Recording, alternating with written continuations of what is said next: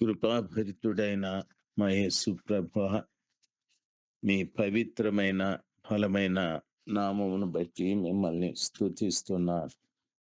మీరు గొప్ప దేవుడు స్వామి. మీ గొప్పతనాన్ని వర్ణించడం మానవ శక్యం కాదు ప్రభువా. దేవా, మా దేశమును దర్శించండి. సర్వలోకము నీ కన్నుల ఎదుట కనిపిస్తూ ఉన్నది ప్రభువా. మా దేశంలో ప్రభా క్రైస్తవుల మీద జరుగుతున్నటువంటి ఎన్నో అరాచకాలు, హత్యలు, అఘాయిత్యాలు లెక్కలేనన్ని స్వామి. ఎందరో బలైపోతూ ఉన్నారు ప్రభా. చెరసాలలో మగ్గిపోతున్నారు. కుటుంబాలు రోడ్డు మీద పడ్డాయి. చనిపోతూ ఉన్నారు. చంపేస్తూ ఉన్నారు. అయ్యా తండ్రి, ఈ ప్రజల హృదయాన్ని మార్చండి ప్రభా. మనుషుల మీద ప్రేమ పుట్టించండి ప్రభువా.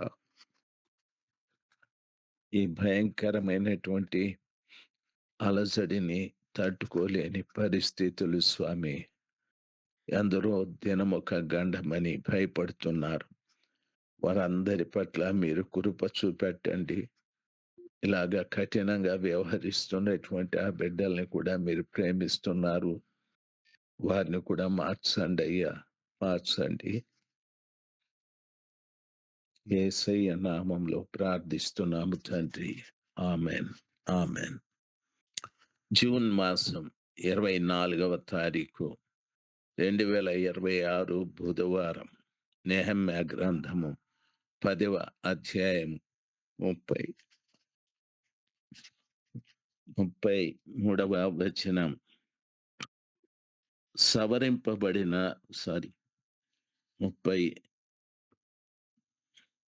34వ వచనం.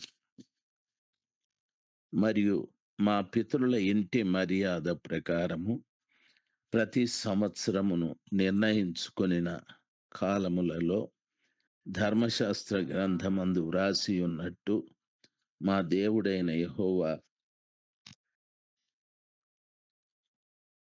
బలిపీఠము మీద దహింపచేయుటకు యాజకులలోను, లేవీయులలోను, జనులలోను కట్టెల అర్పణమును మా దేవుని మందిరంలోనికి ఎవరు తేవలను వారును చీట్లు వేసుకొని నిర్ణయించుకొంటిమి అని చెప్పబడి ఉంది. ప్రియులారా,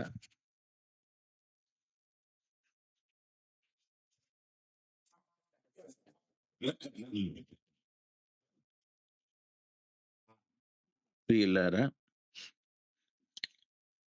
పితరుల ఇంటి మర్యాద ప్రకారము ప్రతి సంవత్సరము నిర్ణయించుకొనిన కాలంలో ధర్మశాస్త్ర గ్రంథం అందు వ్రాయబడినట్టు యెహోవా బలిపీఠము మీద దహింపచేయుటకు యాజకులు, లేవీయులు, జనులలోను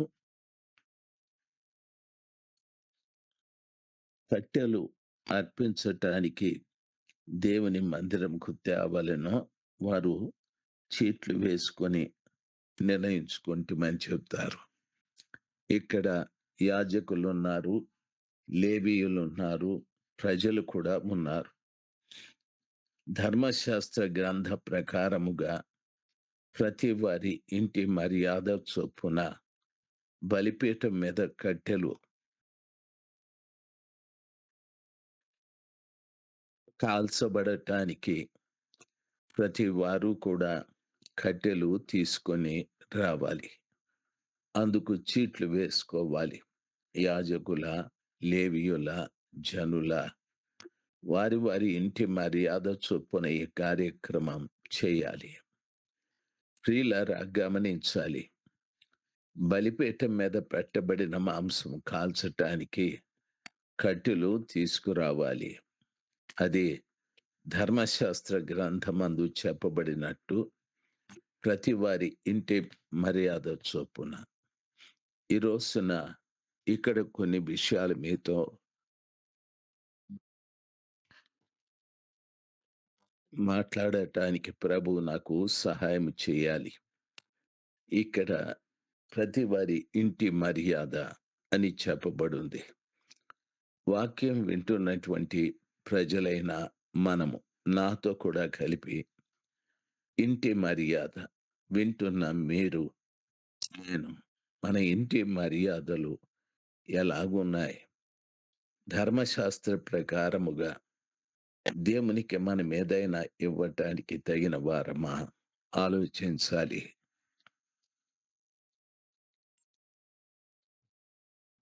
మనము ప్రభువుకేదైనా ఇచ్చేటప్పుడు దేవుని పిల్లలుగా ఆలోచించవలసినటువంటి విషయం ఏమిటి అంటే, నేను ధర్మశాస్త్ర ప్రకారముగా, రెండవది ఇంటి మర్యాద చొప్పున దేవుని బిడ్డలు ఆలోచించాలి.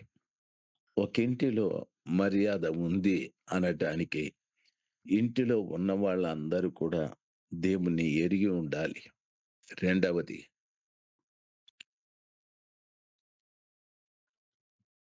ప్రభువు వారికిచ్చిన రక్షణను కలిగి ఉండాలి.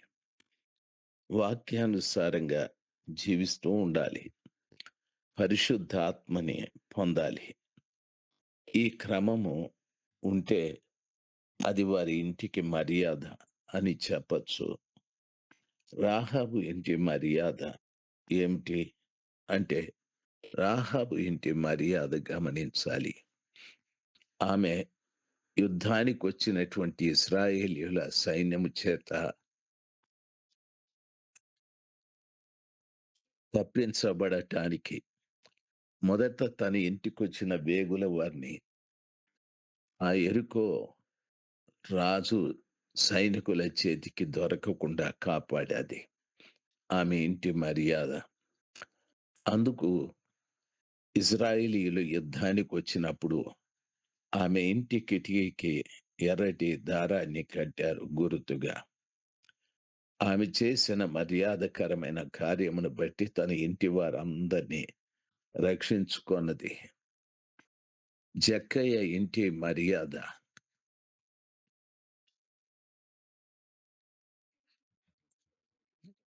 యేసు ఎవరో చూడాలి అనుకున్నాడు. తాను చెట్టెక్కాడు. ప్రభు దిగమన్నప్పుడు దిగాడు. మీ ఇంటికొస్తాను అంటే ఆయన చాలా సంతోషంగా ముందు నడుస్తూ ప్రభుల వారికి ఆహ్వానమిచ్చాడు. ప్రభు తన ఇంట్లోకి వచ్చిన తరువాత తాను అక్రమంగా సంపాదించిందంతా ఒక్కొక్కరికి నాలుగంతలిస్తానని చెప్పాడు. ఆస్తిలో సగం పేదలకిస్తానన్నాడు. ఇంటి మర్యాద. మన ఇంట్లో ఉన్న అక్రమమంతా తీసివేసుకున్నామా?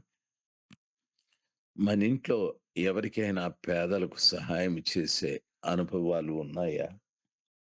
కొన్ని పర్యాయాలు పేదలకు సహాయం చేసే విషయంలో మనము బాగా వాడి, వాడినవి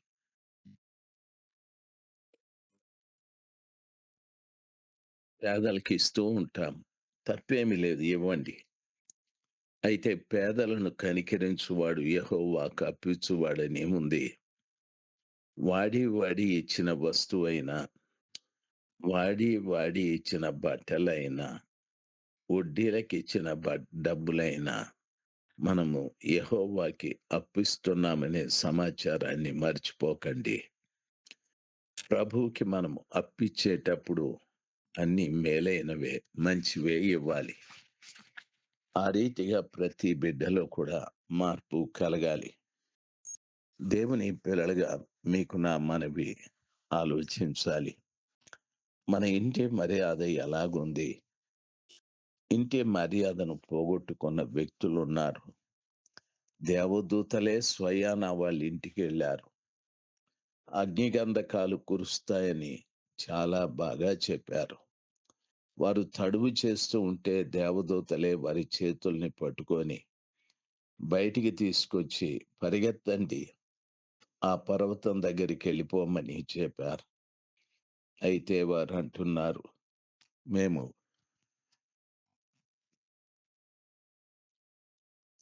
వెనక్కి తిరిగి చూడొద్దు అని కూడా చెప్పారు. కానీ వారు హాయి అనే ప్రాంతానికి వెళ్లారు. మర్యాదని పోగొట్టుకున్నారు. పరిగెత్తుతూ, పరిగెత్తుతూ లోతు భార్య వెనక్కి చూశాది. వాళ్ళు పరిగెత్తు హాయిలో కొంతకాలముండి తరువాత ఒక పట్టణాన్ని చేరుకున్నారు. దేవుని పిల్లలు మీరు బాగా గమనించాలి. దేవునిలో వారు దేవుని మాట ప్రకారంగా జీవించలేకపోయారు. ఎన్నో పర్యాయాలు మన జీవితం కూడా ప్రభువు మాటకు విధేయత చూపెట్టకుండా నష్టపోతూ ఉంటాం. దైవ జనాంగమా, ఈ ఉదయకాలమందు సర్వశక్తిమంతుడైన దేవుడు మనల్ని ప్రేమించి